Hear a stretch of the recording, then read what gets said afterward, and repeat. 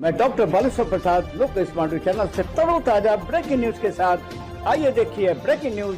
मध्य प्रदेश में पहली बार मिलकर चुनाव लड़ेंगे सपा और कांग्रेस। जानिए किसे मिलेगी कितनी सीटें। एमपी में पिछले विधानसभा चुनाव में सपा ने बिजावर सीट जीती थी, जबकि 6 सीटों पर दूसरे स्थान पर रही थी।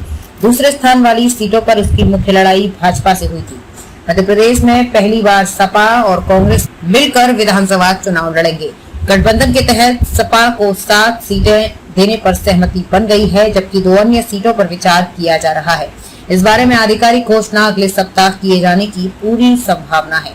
एमपी में पिछले विधानसभा चुनावों में सपा ने बिजावर सीट जीती थी, जबकि 6 सीटों पर दूसरे स्थान पर रही। दूसरे स्थान वाली सीटों पर उसकी मुख्य लड़ाई भाजपा से हुई थी।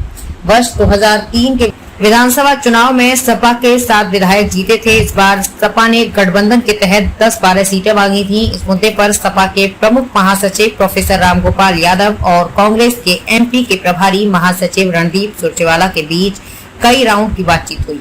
राजनीतिक सूत्रों के मुताबिक सपा को रीवा, दतिया, पन्ना और छतरपुर जिलों में 7 सीटें दी जाएंगी। 2 और सीटों पर सपा ने दावा किया है। ये दावा भी कांग्रेस हाईकमान के सामने प्रस्तुत कर दिया गया है। अंतिम निर्णय वहीं से लिया जाएगा।